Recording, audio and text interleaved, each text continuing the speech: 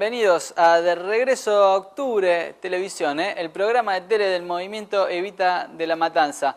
Como siempre te voy a pasar rápidamente los medios para que si te quieras comunicar con nosotros lo podés hacer.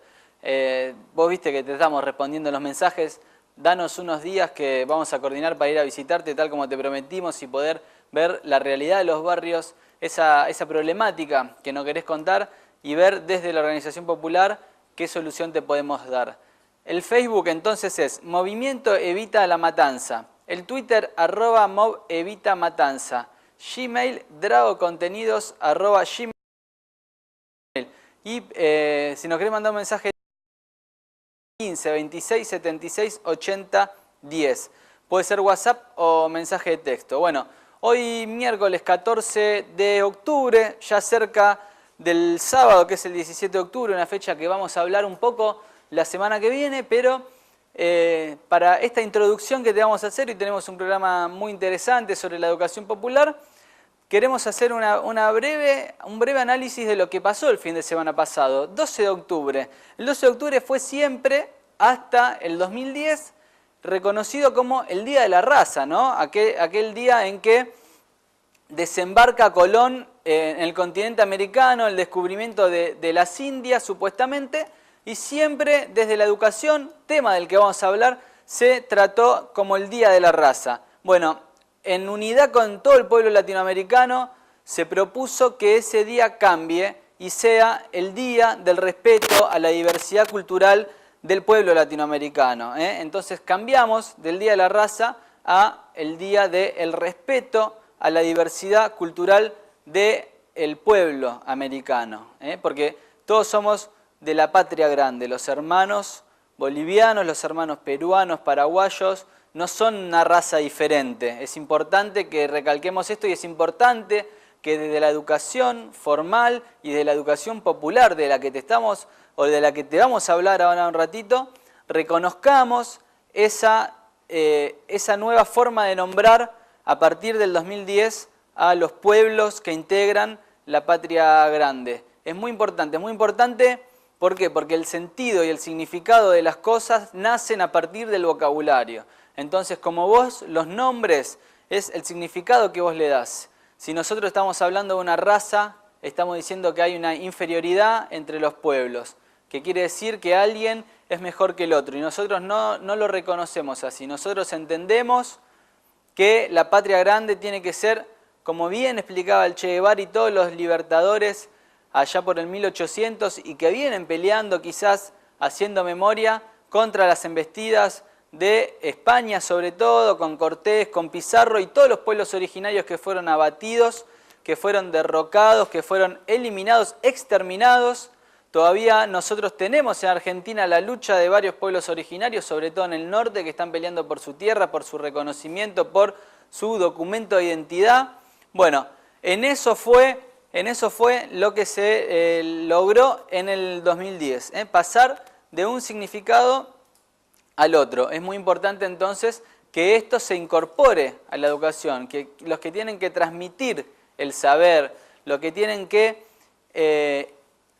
darte la bienvenida al conocimiento de dónde venís, sepan que se tiene que nombrar así porque es así. ¿Por qué? Porque nosotros somos todos hermanos, somos todos iguales y no hay diferencia, no hay raza, somos todos seres humanos, somos todos integrantes del pueblo del continente americano. Eso es muy importante, por eso acordate, y cuando vayas al colegio y te quieran contar la historia anterior, bueno, que te cuenten la verdadera historia.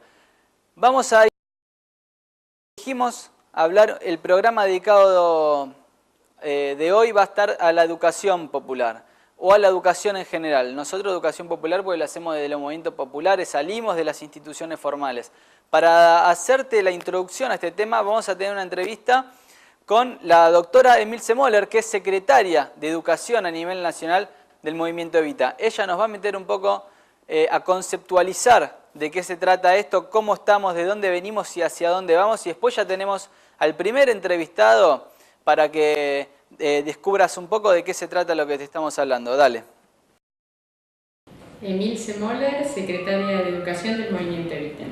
Me parece que es muy importante romper con un concepto que a veces se quiere instalar como desde el sentido común respecto de la educación, la famosa frase, la educación está en crisis. Yo creo que si hay un periodo en donde tenemos que anunciar que lejos de estar en crisis es este. Sin embargo, a veces se escucha con los males que hay en educación, como que si todo fuera lo mismo que hace un montón de años. Y me parece que es una fuerte impronta que tenemos que romper desde los docentes, desde los alumnos, los educadores, en donde no quiere decir que no miremos todo lo que falta, pero sí tenemos que romper con esta situación o con este estado que nos quieren hacer creer que la educación está en crisis. Es como que cuando hablamos de educación enseguida surge rápidamente lo que está mal, ¿no es cierto? Rápidamente surge que hay problemas en las aulas, que hay problemas edilicios, que hay problemas en los aprendizajes, y es cierto, hay problemas. Y somos los educadores los primeros que notamos. Pero también tenemos que hacer un cuadro comparativo, ¿no? Entonces, si nosotros decimos que ahora estamos en crisis, que es una educación en crisis, yo creo que hay que preguntarse dos cosas. ¿Desde cuándo o en qué época temporal tomamos la cuestión de la crisis de la educación y para quién está en crisis? ¿Podemos decir que ahora la educación está en crisis? Entonces, ¿qué concepto usamos para la educación de la dictadura, por ejemplo? ¿Qué decimos de cómo estaba la educación en la década del 90, en donde se entregó las escuelas, toda la educación a las provincias sin presupuesto determinado? ¿Cómo llamamos entonces eso? Entonces me parece que tenemos que cambiar los nombres, porque si no, ¿qué era eso? Cuando los docentes no cobraban, cuando no había escuelas, porque que la gente tenía que ir a comer y no podíamos enseñar, todo eso, ¿cómo lo llamamos? Digo, me parece que acá, y como docente que le damos un valor a las palabras, yo quiero poner en valor esas palabras. Cuando se juntan 4 personas y hablan de educación, surge que está mal. Ahora, surge que la escuela que van los chicos a veces está mal, pero raras veces los padres quieren cambiar de escuela a sus hijos. O sea que hay que replantearse ese tipo de cosas, ¿no es cierto? A mí me parece que está bien que estemos interpelando todo el tiempo al sistema, y está muy bien eso, pero eso no puede decir que neguemos todo lo que hemos avanzado. Y en estos 12 años yo creo que en la historia educativa se ha avanzado como nunca. Se ha avanzado como nunca si nosotros pensamos que hay cuando hablamos de justicia social, básicamente es la distribución de bienes materiales y simbólicos. Y creo que en el plano educativo es el lugar en donde más distribución de bienes materiales y simbólicos se ha hecho en esta década. La cantidad de escuelas, la cantidad de libros, la cantidad de computadoras, la cantidad de materiales didácticos, la cantidad de infraestructura, la cantidad de útiles que se han podido comprar es innegable. Y la cantidad de apropiación de bienes simbólicos, la palabra, la democratización de los espacios, la participación en las escuelas, la cantidad de conceptos, de frases, de hechos históricos que se han puesto a la luz, en valor en todos estos tiempos, realmente viene conformando una matriz de estudiantes totalmente diferente de lo que eran años anteriores. Por eso yo considero que una escuela con estas características no está en crisis. Y por otro lado, ¿para quién está en crisis? O sea, a una mamá que puede ir a la escuela, a terminar su escuela y tiene una guardería en donde dejar a su chiquito, le vamos a decir que es una educación que está en crisis. A un adulto que le damos la posibilidad de terminar los estudios en fines, le vamos a decir que es una educación en crisis. A estudiantes que van a una escuela técnica con laboratorios, con equipos, con un montón de útiles para estudios técnicos, le vamos a decir que está en crisis. Entonces hay que ver para quién está en crisis. El otro aspecto que me parece que siempre juega muy negativamente para poder ver dónde estamos en materia educativa es que los educadores o los adultos somos nostálgicos respecto de la educación. siempre las épocas pasadas fueron mejor en temas de educación. Y yo siempre recuerdo, por lo menos lo pongo en valor, que cuando uno habla de educación y un aula y una buena educación, ¿qué se nos representa? Enseguida se nos representa el aula sarmientiana, con los chicos sentados en los pupitres, con los guardapolvos y un docente hablando. Surge esa idea como la buena educación y la buena manera de enseñar. Yo quiero marcar que en ese modelo solo el 60% de la población etaria que podía estudiar en la secundaria accedían a esa escuela. Por lo tanto, si ahora que tenemos una cobertura muchísimo más amplia, altísima, indudablemente ese modelo no va a ser el que nos va a representar. Pero eso no quiere decir que está en crisis. Quiere decir que tenemos que repensar la educación y repensar los modos en donde distribuimos el conocimiento. Entonces, creo que como nunca hemos avanzado, está muy bien que sigamos interpelando, pero no es lo mismo empezar a pensar teniendo estos reconocimientos que empezar a pensar bajo el paradigma que antes era todo mejor o que estamos partiendo de una educación en crisis. Entonces, como base para esto, ahora sí podemos ir pensando qué necesitamos para este futuro. Seguimos acá en De Regreso a Octubre. Ahí pasaba el informe de la doctora Emilce Moller, secretaria de Educación a nivel nacional. Después vas a ver algunos otros fragmentos sobre un encuentro que hubo, algún discurso. Está muy interesante. Ya tenemos con nosotros a nuestro primer entrevistado, el compañero Juan Manuel Sucio. Juanma, ¿todo bien? Me gusta que me hayas presentado como compañero. Y como licenciado. No, mejor como compañero. Bueno, Juanma es integrante de la mesa de conducción del Movimiento Evita. También tiene a cargo un área, una región específica del territorio en Matanza, con una responsabilidad política, un compromiso militante enorme, pero por eso está hablando acá, su trabajo es en la educación formal y en la educación popular también. Juanma, ¿querías hacer alguna intervención antes de que te presentemos y que charlemos un poco? Mientras te escuchaba que hablabas de lo que fue el 12 de octubre, un mal llamado descubrimiento de América, y vos decías en un momento lo de que las palabras el simbolismo. Las palabras no nos son casualidad. Claro. Nosotros construimos nuestro mundo, nuestra sociedad siempre con palabras. Lo que no tiene palabras para nosotros no existe, porque no lo podemos significar, no lo podemos simbolizar. Claro, está muy claro. Y la educación formal, más que nada, tuvo siempre un rol adoctrinador con esto de decir descubrimiento y no conquista. Porque parecería que conquista quedaba feo y descubrimiento quedaba un poquito más lindo. En realidad lo que escondía es que acá hubo un imperio que vino. Un exterminio terrible. De ideas, de religión. Cuando doy clases, que yo doy clases en un programa de educación popular que es el FINES, y empezamos a hablar un poco los números reales de la conquista. Claro. A ver, ¿los tenés en mente? ¿Los tenés, tengo un número que es que en Haití había 1 millón de personas. Sí.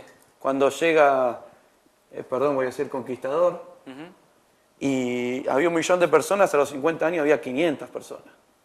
Claro. Esos son números reales. Hay muchos curas, dominicos, uno es Fray Bartolomé Las Casas, que al ver la cantidad de exterminio y genocidio que ejercían sus propios compañeros, entre comillas, españoles, se pasan al bando de los indígenas.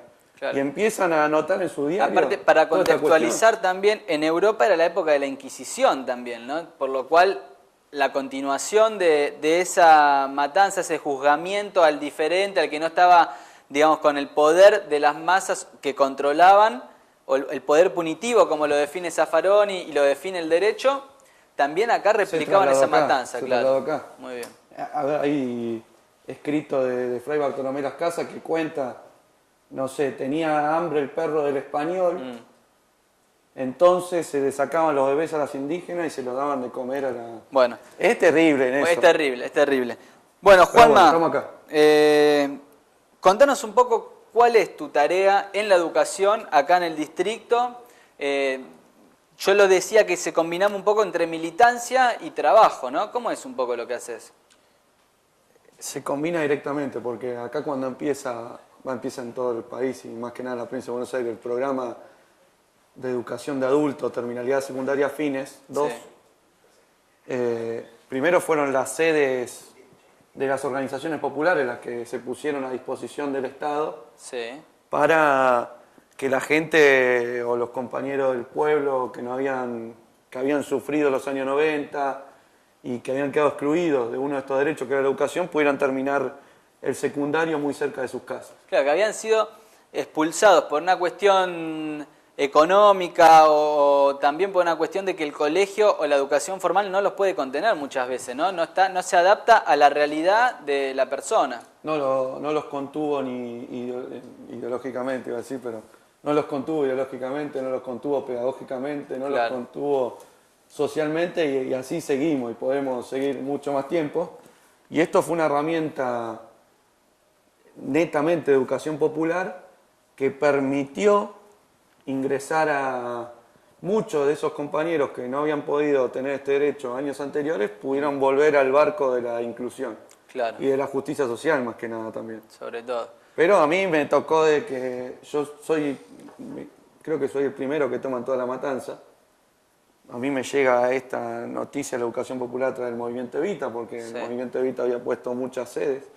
Yo soy sociólogo, entonces por las materias podía dar sociología, historia, y voy llegando como una cuestión de azar, pero creo que no fue tan azarosa, sino que los militantes fuimos los que nos pusimos primero al hombro dar clase, del programa, nos pusimos la patria al hombro.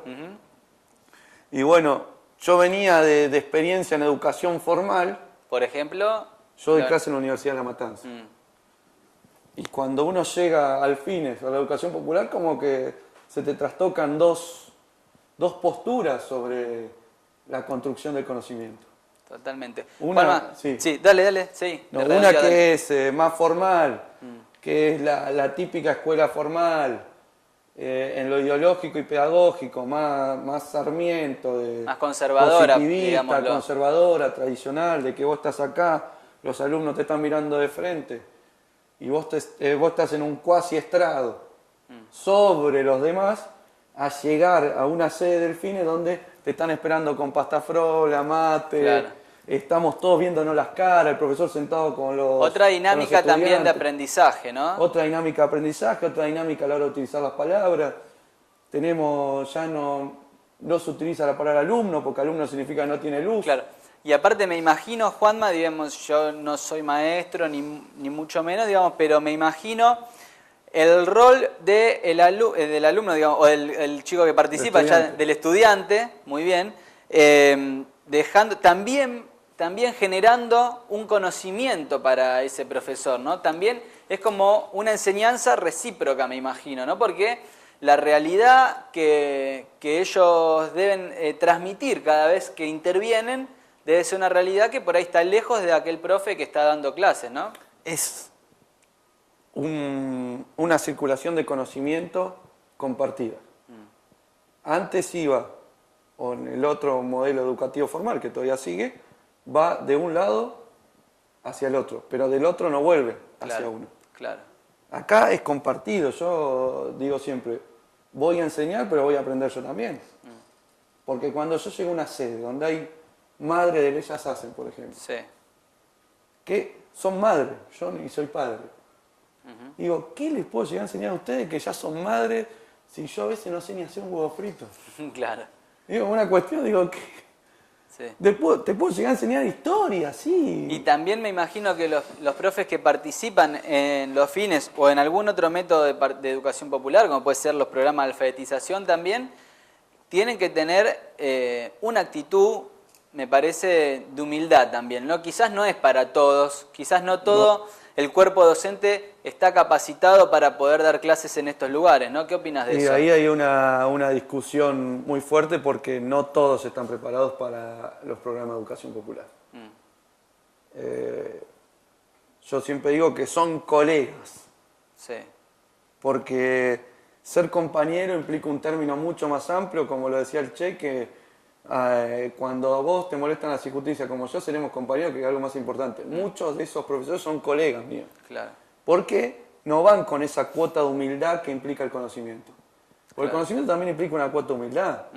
Vos lo dijiste muy bien, si no va con humildad ahí, y va de una posición soberbia al conocimiento, como que yo soy el único que sé sobre ciertas temáticas, entonces los demás ya implica que sobre el error no construís, o sobre la pregunta. Claro. Solo las preguntas y la respuesta la tiene el profesor. Cuando vos vas a la educación popular, lo más importante son las preguntas, no las respuestas. Claro. Lo que a vos te genera interrogante, lo que a vos te lleva a seguir pensando cómo generar más conocimiento.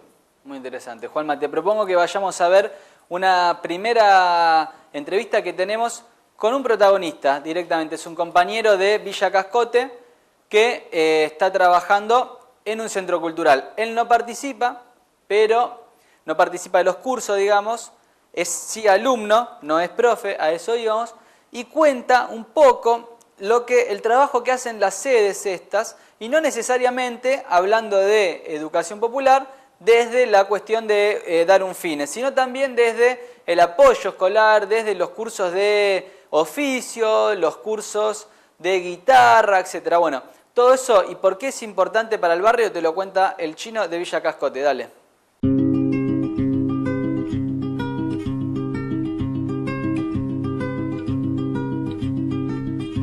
Ojalá que las hojas no te toquen el... Mi nombre es Luis Alberto Villa y me conocen como el Chino, responsable del movimiento Evita acá en Tablada, responsable del local que ya dentro de un mes va a cumplir un año. Los días lunes y martes a partir de las 6 de la tarde, de 6 a 10 tenemos fines, primer año.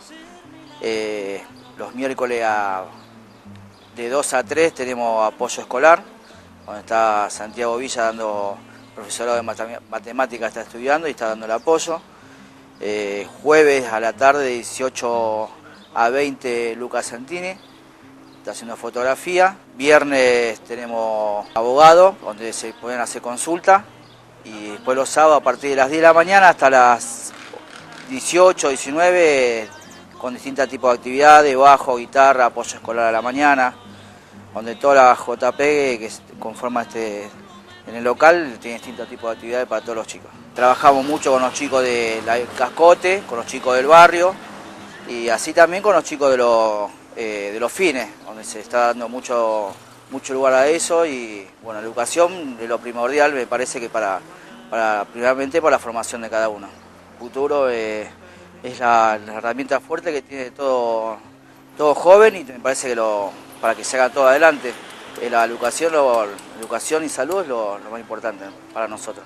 En el momento ahora del estudio de los chicos se están llegando a más o menos 10, 15 chicos por día. Por el momento de ocasiones llegan a superar 25 o 30 chicos por día. Se hacen salidas, Tecnópolis, cuando el municipio hace una universidad también donde hay distintos tipos de actividades también se los saca. Sí, se trabaja mucho con los chicos, con actividades para salir. Excursiones, se trabaja bien por los chicos y es la base que tenemos todos, ¿no? Ya hace un par de años que se viene trabajando en el barrio, de que primeramente se abrió el local como por abrirse, no, se trabajó primero sin local, no había local, hacíamos jornada en el playón, que donde era de tierra, bueno, también con el movimiento de Evita se pudo hacer algo, unas mejoras en el barrio, sabemos que falta, pero vamos por eso. Bueno, la confianza ya la tenemos, porque ya hace años que venimos trabajando en el barrio, los chicos se acercan, la familia también viene con su consulta, así que también trabajamos con el ANSE, tenemos compañeros del ANSE, y bueno, se hacen lo de la garrafa, consulta del ANSE, es más, cuando me llaman, si no está abierto el local en ese momento, llaman y nos consulta, bueno, el apoyo de los vecinos, bien, pues ya hace tiempo venimos trabajando. Ahí pasaba el Chino de Villa Cascote. Por si nos querés escribir, tenés experiencia sobre esto que estamos charlando con Juanma, es Movimiento Evita la Matanza, el Facebook. Recordá que es una fanpage, le das me gusta, nos empezás a seguir, estás saltando y empezamos con una relación.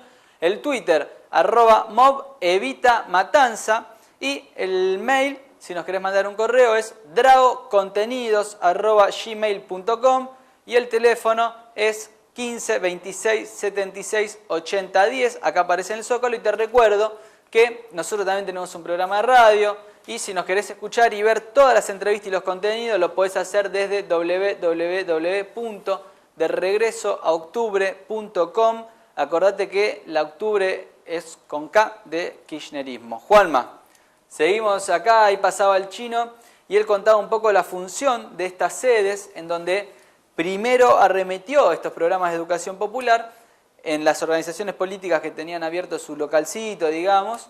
¿Qué función cumple para vos, en este margen de la educación popular, esos ambientes, ¿no? Que un barrio tenga un centro cultural en donde además que se den fines, se den otras temáticas? Yo creo que muchas veces esas sedes terminan siendo acá había la palabra trinchera, una trinchera del Estado. Como en la asignación de derecho. Del Estado. Una trinchera está del muy Estado, bueno, a ver. donde van llegando ciertos derechos que no pueden llegar a través de la formalidad, y llega la educación popular, o en la misma sede podés llevar un integrador de ANSES. Claro. En la misma sede le solucionás a los alumnos del FINES, mira cómo se me escapó la palabra, a los estudiantes del FINES, Sí. la cuestión de distintas acciones Quizás, de la seguridad social, claro, como puede ser, o talleres de discusión. o el progresar. Claro. Un cine debate, Un quizá, cine ¿no? debate, y va también decantando lo político, que siempre está. Eso se trata, y acá fue muy criticado, me acuerdo que hasta casi en un nivel de sobra y de humor, cuando se crea el Ministerio de Cultura, a cargo de la cartera de Teresa Parodi, que arman un área para Foster, que era la formación del pensamiento nacional, ¿no? Algo que no entendía la oposición, el gorilaje no entendía de qué se trataba. Y me parece que va un poco por todo esto que estamos explicando, ¿no? Porque, por ejemplo, un cine debate puede ser formación de la conciencia nacional. Puede ser formación de conocimiento. El FINES también fue denigrado como programa por ciertos grupos que yo los llamaría de la Corpo, y fueron muy duros con el programa. Se han dicho cómo en dos días se puede llegar a terminar el secundario. Claro. Cuando ahí también podemos dar otra discusión, si la cantidad de días genera conocimiento. O calidad del conocimiento, o calidad, ¿no? o un salto cualitativo son 2 días, 3 o 4. Yo creo que el conocimiento se genera cuando a vos te hacen ver que el conocimiento sirve para algo. Claro. Si no, yo siempre se lo digo a los estudiantes, si acá venimos, hablamos, y ese conocimiento a usted no le sirve para nada, o es como un cenicero para un no fumador, es decir, no te sirve para nada, no está generando aprendizaje significativo. ¿Qué es aprendizaje significativo y que lo fortalece mucho la educación popular? Cuando vos agarrás y esos conocimientos que son expresados en esas sedes, vos los podés utilizar después en tu vida cotidiana. Si no, el aprendizaje no sirve. Muchas veces nosotros que pertenecemos a una organización política, tenemos la teoría. Muchos de nosotros hemos tenido la suerte social de poder ir a una universidad, terminar una carrera universitaria, en un país que favorece la universidad pública como es este. Y tuvimos esa suerte. Ahora están otros ingresando a esa suerte. Por primera vez hijos de la clase trabajadora. Tenemos que agarrar y trasladarlos, o tenemos un compromiso de trasladar todos esos conocimientos o devolverlos al pueblo, que fue el pueblo el que nos pagó la universidad. Muy bien. Porque eso hay que ser sincero. Y yo empecé a ver que esto, el FINES, termina siendo una herramienta de ascenso social o movilidad social ascendente. Porque estoy viendo alumnos míos que fueron del FINES. En la universidad. Están en la universidad, tanto por los pasillos andando en la universidad, estudiando carreras que no son del departamento del yo pertenezco, y otros que están siendo estudiantes de carreras en la facultad que yo estoy. Bueno, muy bien. La verdad que emociona todo esto que está contando Juanma. Nos vamos a una tanda y enseguida volvemos con más de Regreso a Octubre TV. Dale.